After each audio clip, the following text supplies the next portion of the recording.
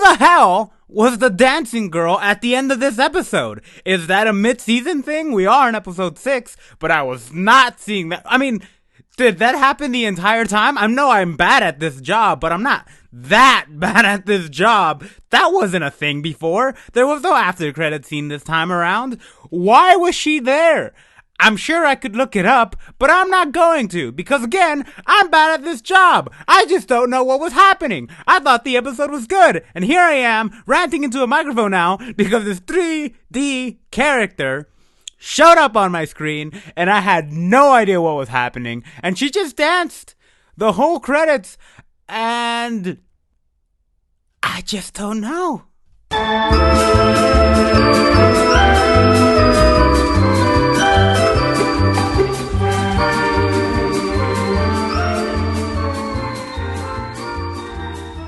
Strong emotions about the ending aside, I actually really enjoyed this episode. This is probably my favorite episode of the show so far. Not because it's good, because the show is not that, but it was amazing. Okay, so just to get the Strom stuff out of the way, because that's how the episode starts, and, like, it doesn't really matter. You know the whole Empire War thing they were setting up in the last episode? It doesn't mean anything. Strom is the villain. We don't have to send the humans to fight other humans, because we don't want there to be any moral ambiguity in our conflict in this show, because that's the type of show we are, because we're gonna have generic demons, generic villains that you do not feel bad about destroying. So, cool, I guess. The Empire came, the Empire went. Turns out Strom, instigated the war so that the Empire could send their troops towards the kingdom. You never see the troops, mind you, because who's got the budget for that? So they send the troops to the kingdom we know of, and they're like, we think there's a main protagonist there, so we probably can't invade. And they're like, oh, okay. But then the soldier comes in, and he's like, there are demons in our kingdom, and the Emperor... I think he's the Emperor. I don't know. He's just some guy in a nice armor. Whatever. He's like, oh, they're attacking our kingdom. Let's retreat, guys, because, we can't let everyone die. And they cut to their kingdom, and, the demons attacking them, I have a lot of questions about, right? So they show a lion demon, right? And let's get this out of the way. They don't explain how these demons are created. They haven't still. My problem with the episode 1 explanation still carries to episode 6. I'm going to just assume they were all artificially created by Strom, but how did he find these creatures? They show a lion, right? Which, lions are cool. I get it. It's a fantasy world, sure. But lions are African grassland animals. Why is there a lion in a forested kingdom? He's there just because. And then, the other demons that are there attacking, they look like these giant monkey ape type things with tusks. I know the demonism thing kind of transforms people, but those things were huge, and I had no idea what they were even supposed to be. So maybe they are magical creatures. I don't know. But if that's the case, well, I go with the lion. Maybe it's a magical lion. Damn, I should not have ranted. Boy, do I. Boy, is my face red. But anyways, so soldiers of our kingdom show up to the Empire, and they're like, whoa, this place is gnarly and destroyed. And then Strom rants to them about oh, I'm building an army, and I'm unstoppable now. And it would take some kind of crazy Order of the Phoenix hyper magic force class of students somehow to defeat me, but there's no way that exists. But then the soldiers are left to go back to our kingdom and report all this back, and I can't for the life of me understand why Strom would leave them alive. Why he would be like, oh yeah, here's my army of demonoids, and they're made up of people from the Empire, but go away, guys. Go plan and strategize so that it'll be a bigger challenge for me. I get that Strom is a cocky character. That's why he incinerated the Emperor. But come on, guys. There's being arrogant and there's being idiotic in terms of your strategy. But whatever. The show doesn't care. Why should I, right? Moving on to the actual good stuff of the episode. The stuff I really liked. So, with the demons becoming a bigger threat in the Empire and coming, I'm assuming, to our kingdom, just marching. I don't know if Strom has any magical way to get them over. So, coming to our kingdom, and in the school, Alfred is like, hey, so we're gonna start a new joint initiative with the Knight Academy, and we're gonna start pairing the Knight students with the magician students, the magical students, so that the students could have more synergy between the schools and our classes will know how to work together and it will all be better for it because there's a looming threat of a demon army. And then our class of magicians is like, ugh, working with knights? Yuck. They call us sprouts and we call them muscle brains. But honestly, they should not have had that attitude. Like, I did not like the magicians at all. I didn't like any of the main characters in this episode. Like, they're such jerks, right? Because the night students show up, and obviously they're skeptical about working with the magicians. They're a bit condescending too.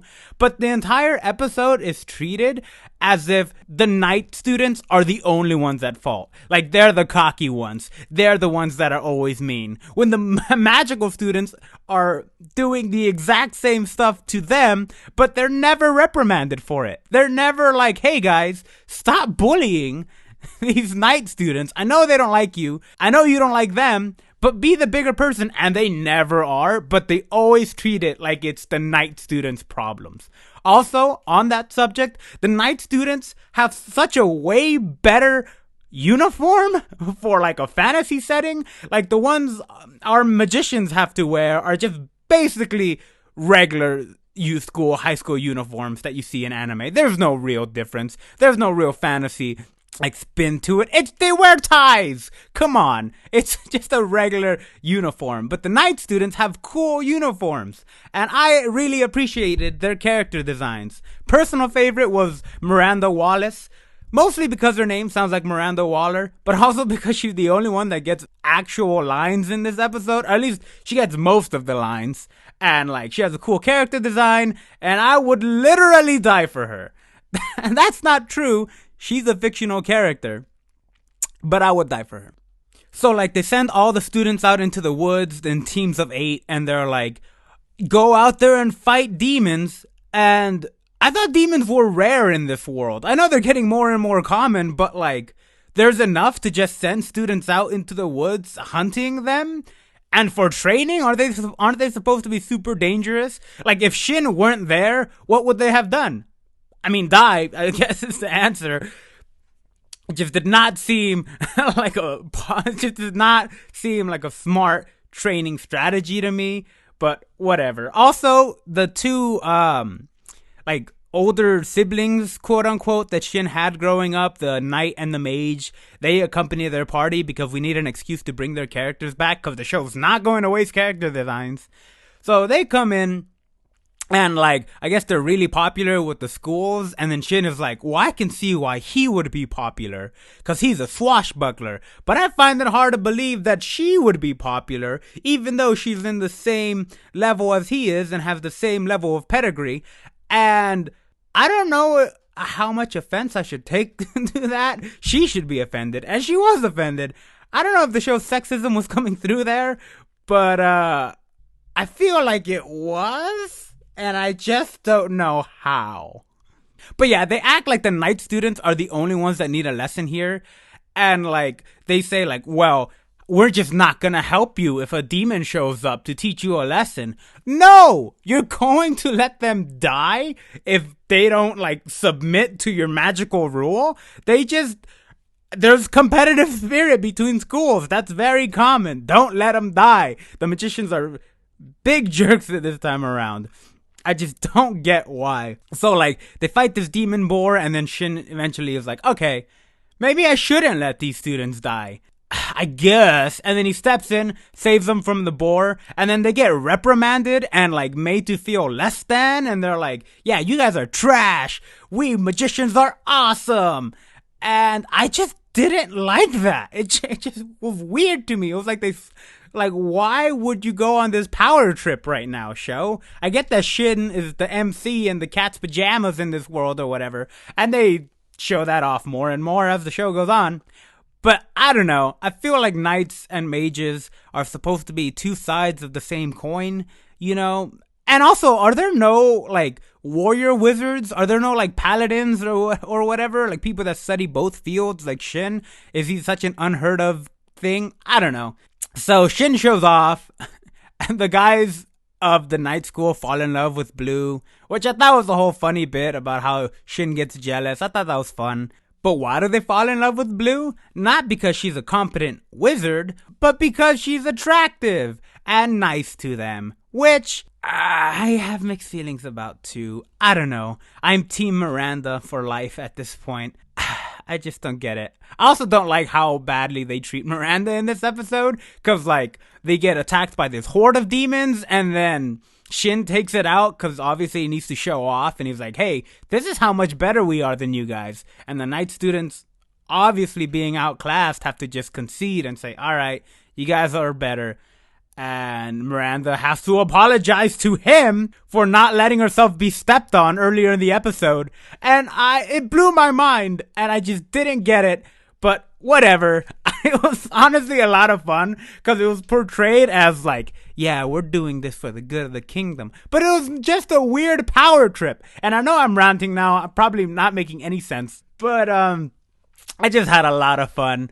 And there's some more tension about like Blue and Shin being a couple, but honestly, I don't care about that point. The real OTP, the real one true pairing of the show, at least in my opinion, are the mage and knight like advisors that came with them. There's just so much passion between it, and you can see it. It's palpable. I felt it through the screen. They love each other, and if there's any way you're going to convince me otherwise, they need to already be married with other people or something. I just don't buy it. They're in love. I'm sorry. But yeah, the episode ends with like, oh, we taught those knights a lesson. They're gonna know to respect magicians. But what about the magicians respecting the knights? I'm assuming there are a lot more knights than magicians. They're the foot soldiers. People aren't dispensable. Like, I know that's a tricky thing to say during warfare, right? But there's a certain level of respect that needs to go both ways, and the magicians never learn that. They just treat them like garbage the whole time, and the episode ends. That's it. Shin is awesome. The end. 3D anime girl dancing now. Why? I don't know. There was no end credit scene, but I've been going along with this rant now. You're probably tired of hearing it, and yeah, that's pretty much the episode. I'm just heated about it. I don't know why. I loved it, but it wasn't good. Alright, I'm gonna stop now. Have a good day, guys. Be safe. Thanks for listening if you did. Sorry if you did. Have a good day.